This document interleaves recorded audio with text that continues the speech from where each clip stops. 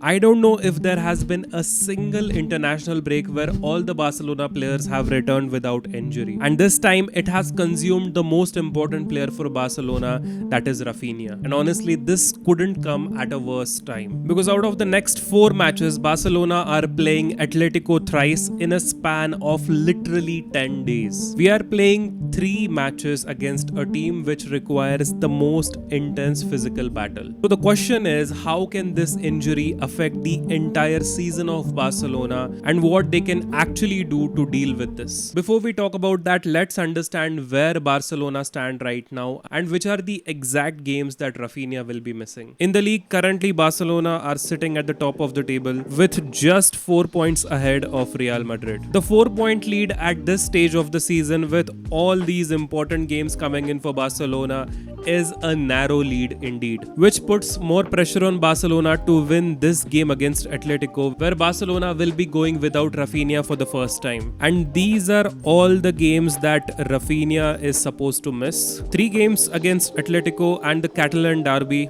and 2 important league games. And this is exactly why this injury could not have come at a worse time. But why is Raphinha so important for Barcelona? Let's talk about that before we talk about the injury and the potential replacements. So this is how Barcelona's structure look like, playing with a 4-2-3-1 formation. The first thing that I want to talk about is the build-up play. So during the build-up, usually the 2 center backs are stretched wide and they take Joan Garcia as the third man, forming the first line of the build-up, and we see full backs stretching wide and making themselves available for a quick pass. So even if the opposition is pressing with 2 players, Barcelona will have enough players in the defensive third for the first line of the build-up. From here, Barcelona usually take the help of the defensive midfielders to form these simple passing triangles during the build-up play. In La Liga, Barcelona do not face a lot of problems during the build-up because the teams usually intend to form a low block. But against the high pressing opposition, these players usually block all the central area so that the ball cannot be easily progressed from the first line of the build-up. And this is where Raphinha is extremely efficient. What Raphinha is very good at is to get into these half spaces to help with the build-up.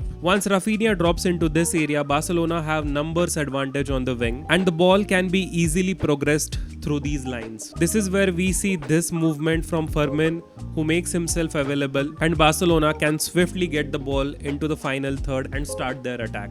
But pressing is where Raphinha is the most efficient. Now Barcelona's pressing structure is little bit different. Usually Lewandowski drops back alongside the number 10 to mark the center mids of the opposition, and Barcelona's wingers usually make these curved runs to press the center backs. Now because the wingers are the ones who are marking the center backs, the opposition full backs will have complete freedom, and to avoid this, Barcelona's full back will be the one who will be marking the opposition full back if the attack is coming from that side. For example, if the attack is coming from here, Cancelo will be the one who will be marking the full back. In this case, the opposition winger will have all of this space open to make a run, and to avoid that, the center back will go and mark this player. The defensive midfielder will be marking the attacking midfielder of the opposition, and here the remaining center back will be marking the opposite striker alongside the defensive midfielder and the opposite side full back, forming the rest defense. Now the problem with this kind of pressing arises when the opposition is able to crowd one of the wings and they are able to play the quick passes in this area. With a simple run behind the back line,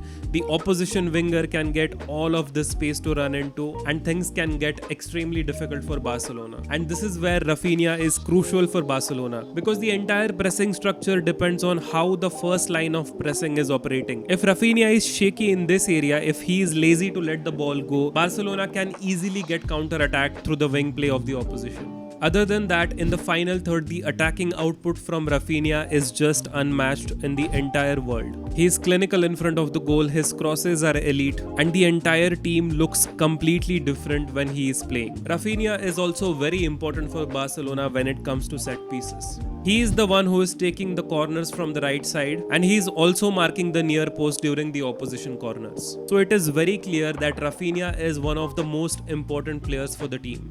So who can exactly replace Raphinha, because he is contributing in all these different stages of the game? From what it looks like, the replacement is going to be Marcus Rashford, and with Rashford we are going to see a completely different set of tactics. Because during the build-up, Rashford does not exactly offer the same thing which Raphinha does. We can see Rashford dropping into this space, but he is going to stay wide. This means that Barcelona's center mids have to make themselves available, and Fermin also has to drop back for Barcelona to be able to build up effectively. During the pressing, as I previously mentioned, Barcelona's wingers usually press with a curved run and mark the center backs. This is the area where Rashford cannot match Raphinha. We are not going to see the same kind of pressing, which is going to put a lot of pressure on the left back and the defensive midfielder to make sure that we do not get counter-attacked. But Rashford offers something completely different. He has the ability to receive the ball in these spaces and drive easily with the ball with his pace and get into the box in this area. And this is where Rashford is the most dangerous. Even though he is not the most clinical in front of the goal, his ability to drive into this space is going to create a lot of chances for Barcelona. In the recent match against Uruguay, we saw this exact run from Rashford, which was absolutely mind-blowing. The other option that Barcelona can opt for is playing Fermin on the left wing,